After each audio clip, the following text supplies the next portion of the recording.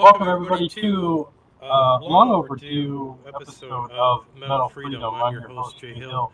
We have a special guest that's been on the show a couple times. We've usually had some issues with some audio and this and that, but cross your fingers, this will work. So let's get my friend Jason Mooney on. Hey Jason. Yes, sir. How are you, Jay? I'm good. How are you? I'm freezing cold. Yeah, Here in the North Woods. Yeah, you're actually in a state underneath Canada. Yeah, you're in Wisconsin. The minus digits are not, something unusual. That's for sure. Right. Yeah, it's the weather here has been. But what it is what it is. You're going to deal with something no matter where you are. Correct. Well, I mean, you like the weather in Florida. I mean, I'm sorry? You like the weather in Florida. Well, yeah, like I said, you're going to deal with something anywhere. I mean, in Florida, you're never going to get away from hurricanes or flooding or bugs.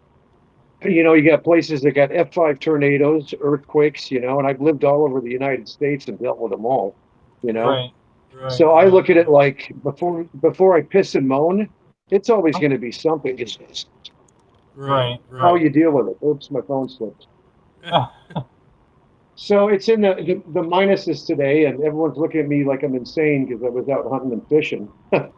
But believe it or not, the river in the backyard isn't frozen over. It's still flowing. And last year it was this temperature and it was snowing, and I caught a 30-inch northern pike at 2:30 in the morning. Really? And everybody said to me, "You ain't gonna catch nothing in this weather." And boom, that rod almost went sailing right into the water. Right. Hey, if the fish are hungry and they want to eat, it doesn't matter what the temperature is. Right. So do me a favor, if you can switch your phone maybe sideways, can you do that? I get you a full screen because right now you're on a. Like this? No, switch it like you're looking like you're watching TV. Horizontal. Like this? Yeah, just like this? Yeah, so you have it like this, switch it like this. You want it sideways? Yeah.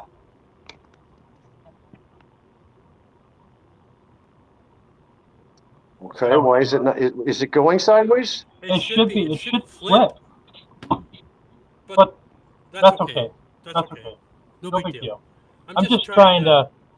Can you see me? Can you see me here? Yeah, the light behind you is actually kind of taking your face away because you're kind of looking blurry. So if you could like move. Hang on, let me turn off the main one.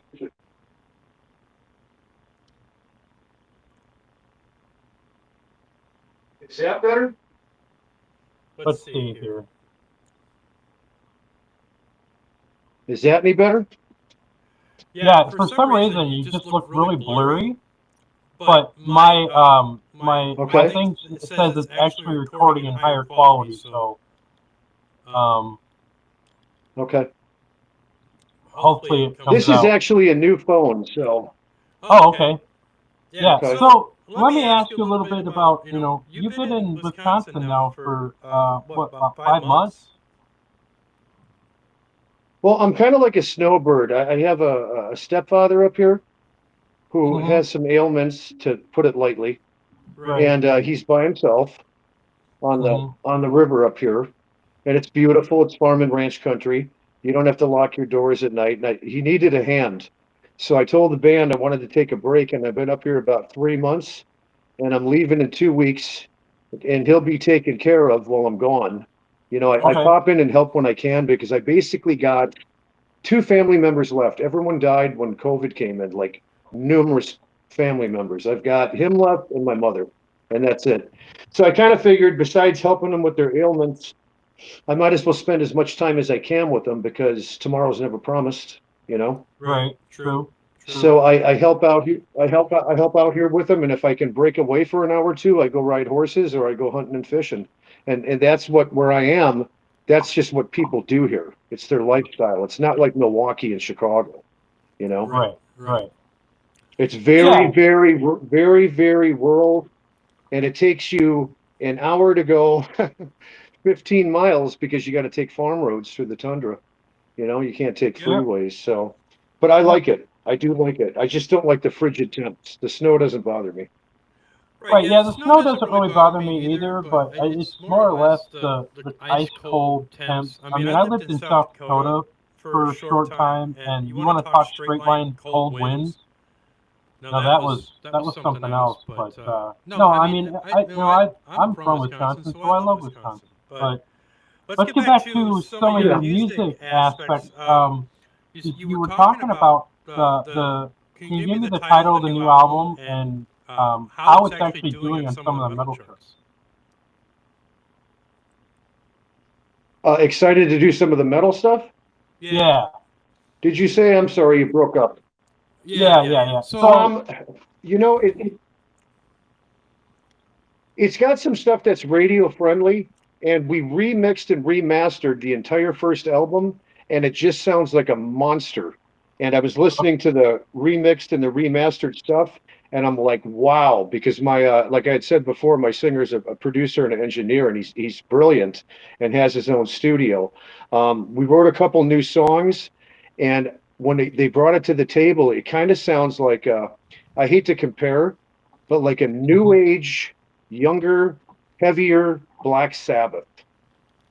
Okay. And I couldn't believe it. It was just so killer. So we're going to get on that when I get back, and we're going to get back into shape. The band usually takes, this band is so tight that it takes, even after 3 months, a week, maybe 2 weeks tops, to have it like a tight engine, almost like Rammstein. In fact, the guy at the last show said, "You guys sound like Rammstein because it's so mechanically tight." So it doesn't take us long to get back into shape. And then we're going to start looking at some shows, you know, obviously it's spring and summer, you know, and I want them to be out of state because the band's got to start broadening. It's all over the place on the internet, and there's phone calls coming in more than ever and emails. And my phone always lights up with the band members, and they're like, look at this, look at this, look at that. So, like I had said, the band put a lot of work into it, and it really earned it. And again, with the metal, there's some heavy stuff, and there's some stuff that is, do I dare say it, radio friendly, you know, which nobody has a problem with at all.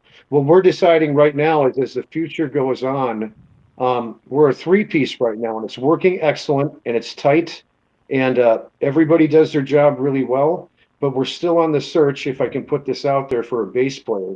We just haven't had anybody able to commit or be able to play that style of music. And you can't come into this band and be average or suck. You can't. So it's been difficult doing that. So instead of just throwing somebody into the mix, even if they were going to stay that wasn't that good, we can't do that. So we were ready to fly someone in and go get someone or whatever, you know. That hasn't happened yet. So we're just remaining a three-piece for right now, you know. And we got new merch coming soon. And like I said, I'm looking to do some dates out of state. Probably in the next couple months. I'd like to do Knoxville and Atlanta. I definitely want to do Nashville. We still get offered shows in our hometown in Tampa. And I like it, and it's fun, and it's a short little cruise to go do them. But you can oversaturate and play too much. A lot of the places. And like I said, the last thing I did was I did Mooney Metal Fest, which went over killer, and every band on that bill was absolutely kick-ass and played the best they ever did. And I want to branch out. I always wanted to branch out more, like into the nationals, because let's face it, if you got a band like Megadeth and you play thrash, you want to be opening for Megadeth and do whatever it takes to do it instead of playing with other thrash bands locally or outside of town. Because in my opinion, it just keeps it local. You can be all over the internet listening to it and watching the shows live, but for coming out to the venues, that's what's important. And you got to pick the right lineup that coincide with what you do. You know, the bands, my guys are really into Five Finger Death Punch majorly. You know, they love that band. And like I said, my singer, he's into everything from the Doors and Zeppelin to the Beatles, you name it, the Doors. But yet he loves Lamb of God, and he can sing like Randy from Lamb of God, and then he can sing like John Lennon. It's a trip, and I love it. I love the versatility, you know. Now, And my have you guitar got player is just a now have you gotten kind of away from that to kind of expand your you've been in so many different bands that are really heavy and kind of like thrash metal and this and that, but as you got older, did you kind of expand your genre of wanting to listen to different kinds of music, thinking, hey, there's so much more I could do with this than just kind of play metal? Well, here's the thing. You know, I watch what's online. I watch the new bands coming out, whether they're death metal, thrash, or however you want to label them. And I watch the drummers, obviously, especially. What I've strayed away from, I've noticed in the last 5 to 10 years, is everybody going as fast as they can go with their feet, their arms, and they're very talented. I'm not knocking them, you know. I became, especially in the last 5 years, a more catch and hook guy, where I'm complimenting the parts. And I don't care if it's something as simple as AC/DC Back in Black or a Jackal song. It's just complimenting the parts. So I'm not into showboating like I used to and doing the crazy double kick and playing, super fast hardcore beats. It just doesn't do anything for me anymore. And it doesn't do anything for me watching the drummers do it. It just doesn't. Right. You know, So I like writing songs that stick in your head and they're memorable, where you don't even think about the drum beat or the guitars or whatever. You just constantly remember the song. And I believe you would want to call the music and the songs timeless. mhm, That's what I like. Like I can listen to right. Fleetwood Mac Rumors from front to back and Yep. listen to it for the rest of my life. Right. I love You that album. know, there's albums like that. I mean, uh, Metallica, Kill 'Em All, which is my favorite album because it's raw and dirty, Mhm. front to back. The album's timeless, and it doesn't matter what the production is on the album. Everything complements the part. It's not super fast. In fact, I did with how fast things are nowadays, how fast and brutal. I was in a cover band years ago, just doing tribute stuff, and we did a Whiplash off of Kill 'Em All. And I Mhm. stopped halfway through at rehearsal and I go, I feel like I'm playing a country music beat because back then that was fast, you know? So Mhm. I started Yeah. really cranking it up where I thought it should be at. And the guitar players were like, Jace, I can't pick that fast. You got to slow it down? Right. So I'm more rhythm and groove now more than I am anything, but I still hit hard. Right. Was there ever a chance in your life that playing music and this and that? Did you ever think do you ever get tired of playing drums? Fired? Yeah. Did you ever Oh, get did you tired say of playing tired? drums? Tired, as in. There was one year. There was one year I was dealing with the music industry and getting screwed over on money, among other Mhm. things. The band wasn't getting along. I can't remember what year it was. And I just hit the brakes. I left the drums, or no, I took the drums with me, and they thought I was quitting. I go, I'm not quitting. If you want to bring in a replacement or a temp, you can do it. I'm taking a year off. That was when I Mhm. really got tired of drums and music and bands and getting ripped off. And I think all I did for a year was go hunting and fishing and riding horses. And then I was Nice. completely rejuvenated after that year. And I came back in. I'm like, okay, here's what I want to do. I want to do this. I want to do that. Because you become so overwhelmed and overloaded where you start overthinking stuff. You start overthinking what you write. And oh, is someone going to like this? Is someone going to think it's lame? Are they going to think that it's not brutal enough and this and that? And I'm just not about that anymore. Like Right. I played with Josh from Buck Cherry in a band called Slamhound, and if I listen to the song "Lit Up Again," the drums aren't hard, and it's just a great, great song with great lyrics. and it's pretty simple, you know. And I'm leaning more towards that than ever, you know. Right. I've never been the guy that, you know, what do you got? You got Juilliard, Berkeley School of Music, and I know drummers that came out of there that are badasses, but I don't care. You know what I mean? You got your rudiments, your fills, you know, I'm more about timing and keeping it in the pocket. And I hit loud and try to complement the part, but I'm not into all this technical stuff. If I wanted to do that, I would be a jazz drummer. But I was never good enough to be a jazz drummer. There's jazz drummers that just make my jaw drop, and I'm like, I wouldn't even know where to begin to do that. And if I started to do something like that, it would take me 10 years to at least 10 years to perfect it, you know? Thrash like, metal, speed metal. Yeah, kind of like remember Megadeth's first drummer? Was that Gar? Yeah. He was a jazz drummer. Was he really? Yeah. Yeah, so was Sean Reinhart. So was Sean Reinhart from Death. I drum tech for him on the Human Tour for Europe and America, and he was jazz and death metal, but without blast beats. And I really learned a lot from him. Now that's a combination. Yeah, that's a combination. Yeah, he unfortunately passed away. He unfortunately passed away a few years ago. Yeah. And I learned so much from him because being a tech, you're not just looking out for the drummer and his gear being behind him, you're also watching what he does and how he sets things up and the angles they set things up on and what's comfortable and whatnot. And I would say I learned the most from him, not like Lombardo or Bostoff. It was definitely Sean Reinhart, you know? Right. What do you think of some of the new albums that come out in the late, as in like Testament and I think Overkill has a new one coming out. Do you still listen to some of that? You don't got to ask me.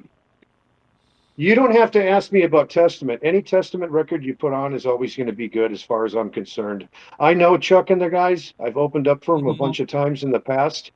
And anything they release is basically kick ass. I thought personally they should have been part of the Big Four. I really did.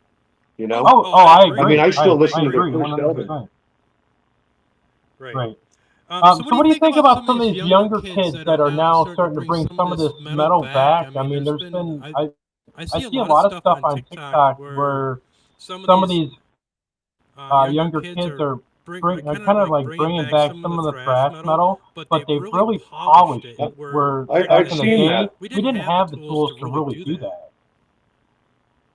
Yeah, it's kind of strange because it's like, you know, I was watching a video of these kids the other day, and they looked like 16-year-old guys from Metallica, and they were just ripping it up. And what's mind-boggling to me is, because of growing up now in the last decade or decades, you know, with what's been out there, everyone's been into rap music and hip-hop and gangster rap. So for them to do that and almost resurge it through the youth, my hat's off to you for doing that, you know? Right. I mean, we need somebody. We need someone to carry the torch on after they put us in the ground. You know. Right. No kidding. I've been trying to get I'm in contact with a band on TikTok called Thorns, and I've listened to their music, and I've been trying to get them on the show, and it's just kind of been a little bit of a hit and miss, and they've been interested. But their music is pretty good. You know, and Morning High is another good band that people need to check out if you're into that. I mean, metal and thrash and all that speed metal type stuff, it's kind of got a resurgence, and people are starting to take notice.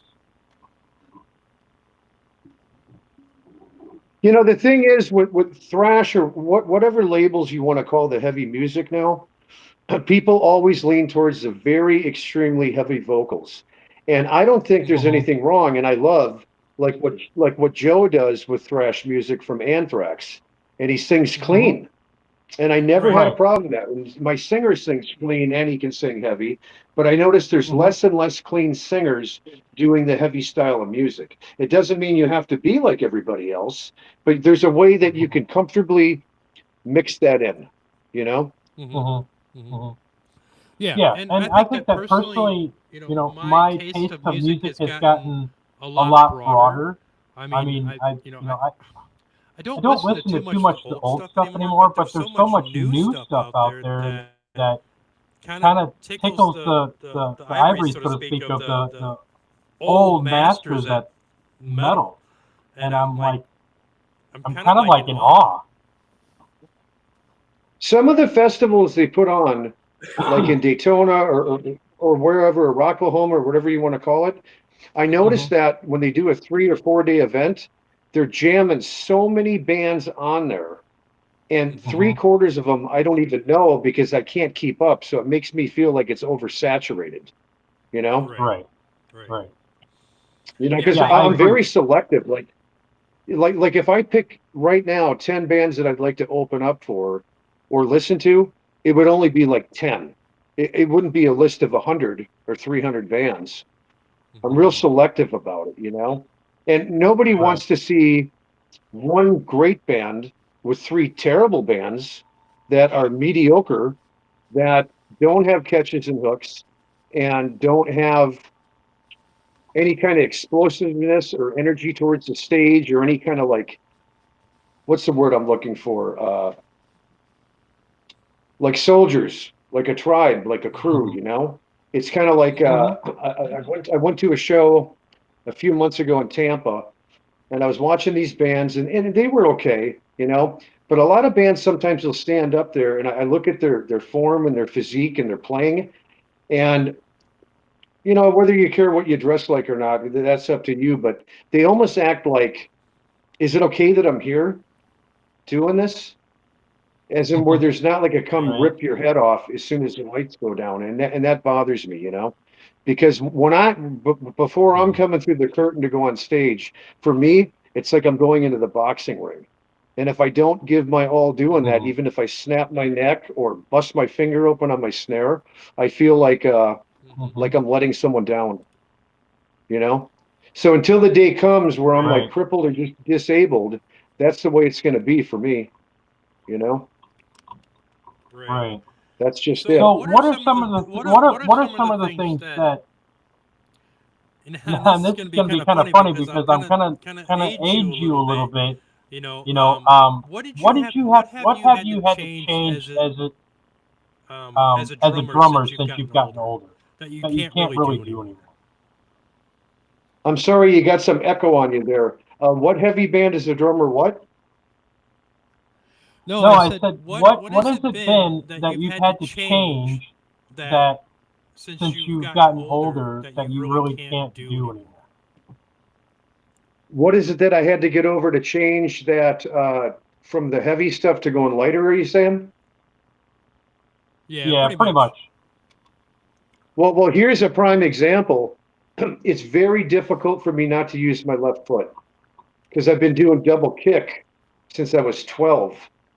Whether it was a simple song like Motley Crue Livewire or or whatever, and then all of a sudden it goes into the speed, into the Slayer stuff, and Hmm. Hmm. yeah, it's just it's tough to pull back your left foot. So when I was living in New York and playing in New York, I remember the band, we were in this big rehearsal room where they filmed videos and all this stuff. I think it was in Hmm. Hmm. Manhattan, and they had a kit there for me, and I looked at the kit and I walk in the room and I go, this is exactly what I don't use. And it was like three drums, two cymbals, a hi-hat, and a ride. And it kind of reminded me of Chad Smith from the Chili Peppers. And my bass player at the time goes, that's all you need. So we warmed up to um, Give It Away by the Chili Peppers just to warm up and get in the pocket. And me coming from a heavy background, I didn't know what they'd think. And the bass player looks like it and goes, you're all grooving in the pocket. He goes, you sound exactly like Bonham. And I go, I Oh Oh wow. do, wow. which is a compliment. But I was Right. not used to playing that style, and I didn't know that I could lock into it. And he goes, "It sounds exactly like the album Right in the Pocket. Give It Away, Chili Peppers." And I go, "Okay." And that actually just requires one kick drum, you know. Right. But Right. I Right. just Right. like the feel of kick. I like the feel of double kick heavy or whether it's metal or rock, I like the double kick because if I'm doing quadruplets or whatever, I want the left foot going, you know. But it is hard not to use your left foot if you come from a heavy background, you know. My favorite drummer right now, and we were just on Will Call for the show last year, was it? It was Pantera, and we were in Tampa, and we were on Will Call for that. And my buddy's the bass tech for Lamb of God and Testament and Anthrax. And Lamb of God I had never seen before. And they came out, and they have a drummer named Art. And he's my favorite drummer now. I was so floored by how good he was and how effortlessly he hit, and he doesn't even huff and puff. I mean, just an amazing, amazing drummer, you know. I got done watching the concert, and we're walking back to the parking lot with the guys through the buses, you know, and I go, guys, I think I need to up my game. He's such a badass, you know. Yeah, I have a friend who's But again, that's a different style of music, you know. Right. Right. I have a friend who's a really good drummer that his name's Mike, and he was in a band called Hammered, and they were really good, and they made one album, and he was a phenomenal. He still is a phenomenal drummer. He gave it up. He just says, you know, been there, done that. I don't want to do it anymore. But it's kind of like his opinion, and some of the stuff that goes on with music today is it's really hard to rewrite some of the stuff that's already been done. How do you feel about that? To rewrite what's already been done? Yeah.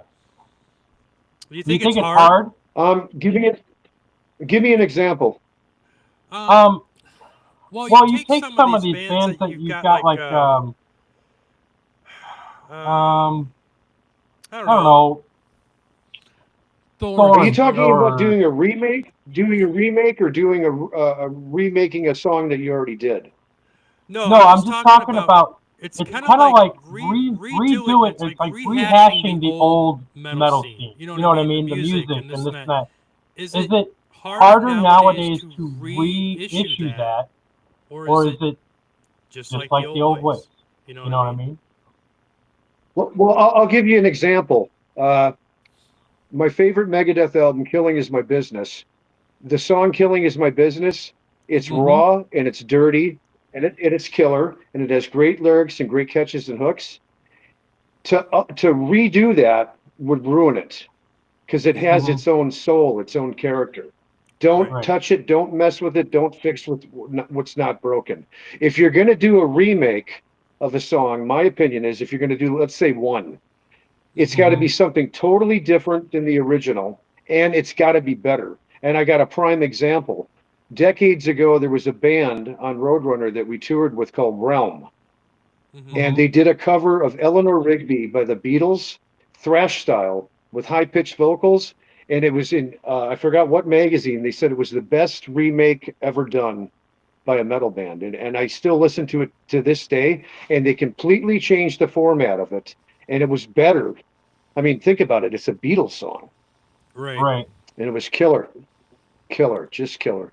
How much of the Beatles? But anyways, yeah, I wouldn't touch. I wouldn't remake a song that you already did that has its own life to it, its own character. You know, it doesn't make any sense to do it. Sometimes cleaning up and polishing stuff can ruin stuff. Like if you listen to, here's an example. My favorite Slayer album is called Haunting the Chapel. If you listen to that album or Hell Awaits, it almost sounds like it was recorded in a high school gymnasium. Now, if you were to up that to today's technology, I think it would ruin it. It's raw and it's dirty, you know? Just don't touch it. Right. That's what I think. You know? Has there ever been anybody that's asked you to redo a song that you're like, absolutely not, I'm not going to do that? To redo a song? Yeah. Like use an example for me. Well, I said somebody wanted you to redo Seasons in the Abyss, that song from Slayer. I mean, is that would you want to do a remake of that? if they wanted to do it or another band wanted to do it? If they asked you to do it. Me? Yeah, I want your opinion on if you would do it. No, I wouldn't touch it. Right. I wouldn't touch it. I mean, it's just, it's chiseled in stone, you know? Mm-hmm. Mm-hmm. That's it. Do you think there's an You know, album out we there remix. Do you think there's an album out there that's so underrated that it should have seen way better ratings? That happened a lot with punk and hardcore bands because of production. Mm-hmm. Like if you listen to Minor Threat, that's not production like it is nowadays. And again, it's raw, and I like it that way. I hope it stays that way. I would never want to hear Minor Threat out of step with today's technology. You would lose me. Mm-hmm. True blue. Right. Right. You know? Tell I mean, we me remixed and remastered shit. Go ahead. We remixed and remastered Skin Harvest because we wanted to make it more massive. And what we do sometimes with Donnie on the vocals is we kind of listen back and it's great, but then all of a sudden we go, should we have a little more grr there, a little more low end? And I don't know if that's us sometimes thinking that, or if it's because of the masses around us that kind of put pressure on that, you know? Because sometimes people will make you feel like you're too light. Like Skin Harvest since day one, and I'm not bullshitting you, people either absolutely hate it or they absolutely love it. There's no gray area. There's no middle ground. And it's rising and rising. So there's a market for it, it tells me, you know? Mm-hmm. But I didn't want to do what everybody else was doing. We get frustrated sometimes, and it's with the industry. And me and Dave, the guitar player, will say, you know, when things are going down and not going our way, we always go, you know, we could just put together a death metal band like nothing, especially in Tampa, and play until we're dead. Mm-hmm. And just be like the rest of the thousands of death metal bands that are like that. And that would be the easiest thing we could do. And we don't do it that way. We focus on the writing once again, and the catches and hooks, you know. Right. So you'll have to hear the new stuff when it's ready to go. I think you're really going to like it. Oh, I'm sure I will. Let's talk a little bit about your management. How has management how has that changed in the last few years for you? Do you have somebody new that you're working with? Well, to tell you the truth, it seems to me like a lot of people do as minimal as possible that they can get away with. But it doesn't come down to that when they want the paycheck or want something out of it, you know? Mm-hmm. So you have to sit there and go, is this person just answering the phone, or are they actually taking control of things? Because you want that person to basically be your mama, mm-hmm. you know? So you only have to focus on certain things. And I noticed management has changed since years ago with the managers I dealt with. They took care of every single nick and cranny that I needed. If I had a broken cymbal, it was there the next day at 10 in the morning on the road, you know? What else? You know, meet and greets, merch, everything. Just a person that just does everything on no sleep. And just now with management, it's almost kind of like, how do I put this? You get managers that come in that want to manage, and they're more of a fan than they are a business person. Mm-hmm. And you got to look out for that, because it basically means I'm here for the party, you know? Right. So we don't have management now. We run everything. And like I said, we produce our own stuff. We got our own tour bus. We got badass gear, the best gear you can imagine. Like I said, the album's remixed and mastered. So now we're just going to keep going from there and see what happens into spring, you know? Right. Talk a little bit. I mean, I don't know how much a record label is. I don't know how much a record label is needed anymore, but I do know this: distribution is so important. It is. Mm-hmm. Mm-hmm. So let me take you way back to when you were younger and you were first getting started. What was your main drive when you first started? My favorite what? What was your I'm drive? sorry, you got that echo on you. What drove you to become a musician? It wasn't any kind of fame thing. It was just, how do I put this? When you're on stage, I remember doing, see, this is way back.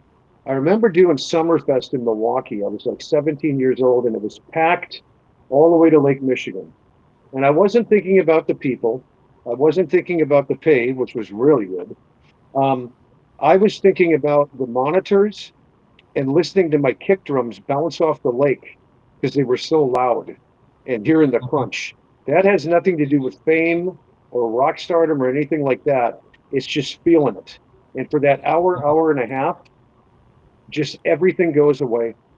Everything.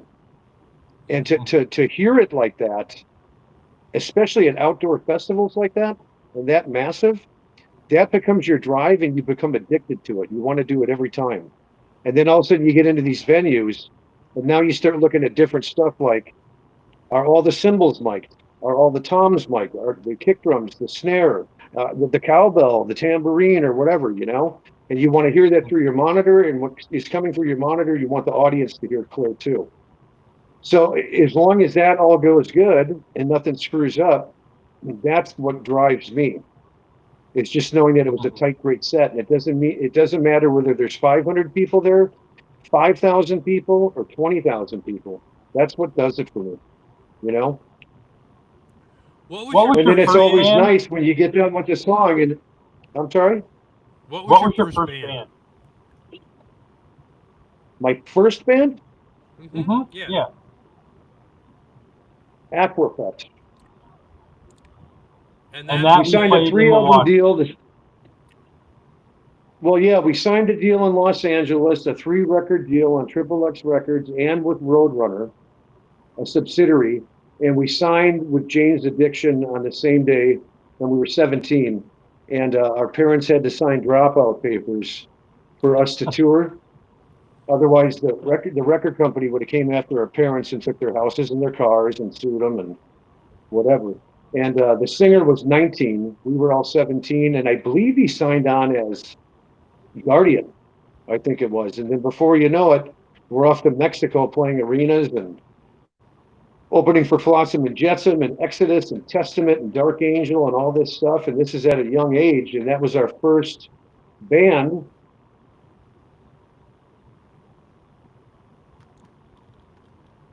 Oh, I lost our guest. I don't know what happened. All right. So I'm not sure what's going on with that. Let's see if we can't get him back here.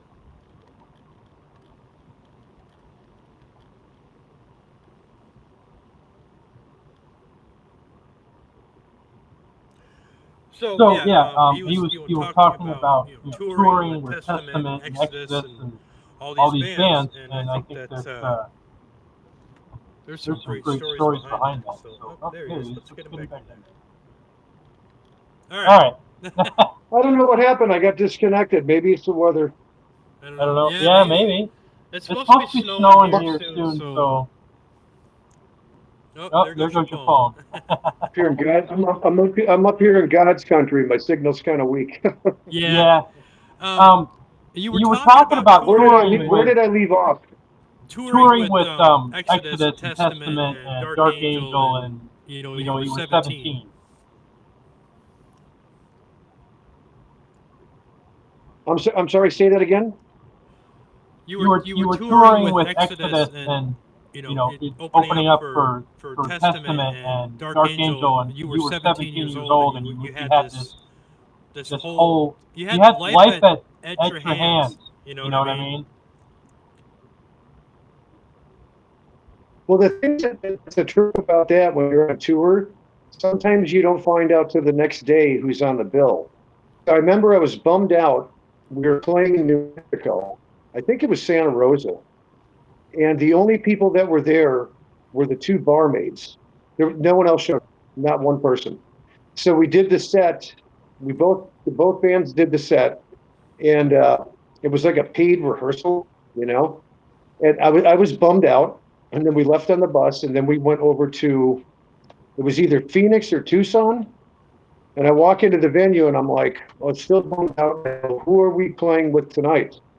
And they said Flotsam and Jetsam. And Jason had just left for Metallica for Flotsam. So I'm like, thank God. And it was so fucking packed, it was ridiculous. And I believe they had a new bass player named Troy. And so you go from New Mexico to an empty house, which happens, and then you go to 4,000 people like it's nothing. So you never know, You just got to kick ass no matter what you do and no matter who's there. You always play like you're playing at amphitheater all the time. Right. So these kids that are starting, new bands and this and that, do you have some advice for these kids? I'm sorry? Do you have advice for these new musicians? I'm sorry, I'm trying to get past that echo. I don't know why it's like that. It's not coming out clear. Do I have what? Do you have any advice for some of these new musicians? Advice for them? Yeah. Yeah, I would say this. You better do it because you love it. And don't expect anything that, how can I say? You're going to get let down at times. And you can't let that put down your art, your inspiration. You can't do it because it's going to happen from time to time, no matter what. I mean, I've went into venues, played for thousands of people, where I've been on a drum riser that's 10 feet tall. And if I wiggled too much on my stool, it felt like it was going to collapse into the ground. And nobody would fix it. And they were keeping it there. They never fixed it or brought in a new one. And I thought to myself, with the music I'm playing, it's hard enough to focus on your hands, your feet, and your timing. And now I got to worry about falling through on this thing while it's wobbling like this. And guess what? You just deal with it. You just have to deal with it and do it and make the best of it. So don't expect things to be all roses. Just don't. And listen, if you can make a living at it, my hat's off to you. And I just said to someone the other day in an interview, I think any musician that goes out and tours, whatever kind of music you're playing, should at least be able to be on the road and send a money order or a cashier check or whatever you want to call it, and be able to pay their rent for a one-bedroom apartment and pay their power bill and their water bill while you're on the road. If you can't do that and you're going, picking out of your own pocket, it doesn't make any sense to be out there. Unless you want to be in the spotlight that bad, some people do. Me, it doesn't cut it for me. If I'm reaching out of my own pocket to be out there to do it, it just doesn't do it. It doesn't do it for me. I mean, listen, I know what bands make. I know what members make. I'm not going to mention any names, and you would not believe the huge amounts each single band member makes. I'm not going to mention the band, but the guy was telling me the other day, I go, how much are you pulling in a week on tour? And he goes, by myself, $15,000 a week. Wow. Now, basically, with that kind of money, you can do whatever you want to do. And he plays for a big band. They're touring this summer. And I said, listen, I still talk to death metal guys that are signed that barely make $100 a night. Some play for free. And I got burnt out on that. I did. Because, I mean, you should at least, here's an example. Let's say you got a cover band, a ZZ Top cover band, and you got 3 people in there, right? Mm-hmm. You play a set, an hour or two. Each guy should at least get $100. They should get a rider list of food, drinks, free beer, I don't know, soda, at least. And listen, that's chicken feed to the guys that I talk to with what they're making a week out on tour. So like I said previously, earlier before, you better do it because you love it, because there's no promises. There's not. It's just you got to decide how long you want to do it for. And when you get burnt out on it and you got no fire left in you, don't fake it. Don't go out there because you have to do it. Just wrap it up. Because I hate it when bands, I call it trying to milk a dead cow. Mm-hmm. It's like, why even bother? You know? Right. I mean, I don't want to go out there and see a bunch of great grandpas playing that can barely move, and they're playing the same song from the 70s or whatever over and over and over and over again. And it makes me feel like taking all these bands, putting them in a bus and pushing them off the cliff and going, make room for the new ones. You know? Right. Yeah, some of those listen, I love Ted Nugent to death. I love Ted Nugent to death, and I love his hunting and fishing aspects and whatever, and I do love his music. But if I have to go online one more time and see a live concert or see him at his house playing Stranglehold, how long have we been hearing Stranglehold for on the radio, and it being glorified like it's the best song in the entire nation? And I'm not being disrespectful, but it's had its day, and it's just over and over and over. I want a new Stranglehold from a bunch of new guys that are in their late 20s that are into rhythm and blues and rock and roll. Right. That's just where I'm at. Right. You know? I mean, I used to say when I jammed with Paulo from Trivium, he was really into Kill Switch Engaged, and I used to call it emo or aggro.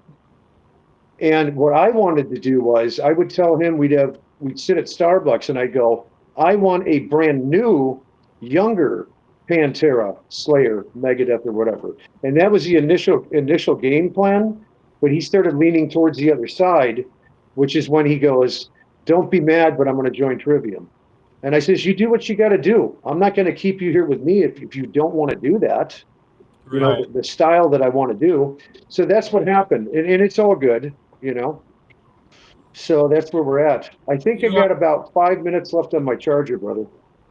Yeah, we're about getting close to the hour mark anyways. But no, I just want to say thank you. It's been such a pleasure to talk to you again. We're gonna do this again. I think next time when we do this, when I interview you when you're in Florida, we'll have to do it on your laptop. It's gonna be probably a lot easier. You probably won't hear the echo, and you'll have better signal too. Okay. You know what I mean? So yeah, but no, and then maybe we'll get all the guys together in the rehearsal room and that would be fantastic. Maybe we'll get all the guys together in the rehearsal room and do all of it. Yeah, that would be awesome. That's what I'm thinking. That'd be awesome. So I want to thank you again, and like I said, man, it's such a good pleasure to talk to you and just to kind of shoot the shit with you. And you know, good luck with the album. Well, I hope I gave the. What's that? I hope I gave the youth some kind of I hope I gave the youth some kind of insight of what to look for and what to do, because there's things I would have did different, but I was a kid when I started. So you just see the road and the band and the equipment and the hotels and the venues, you know, so you're not really thinking about the dollar, but at some point you have to. And I'm not a person that's about money, and I never have been, you know. Right. But you got to remember, music isn't a charity. Music isn't a charity, you know. Right. All right, man. That's where I'm at, pal. So, again, thanks again to everybody that's listening, and this will be uploaded onto wherever you get your podcast. And this is Metal Freedom.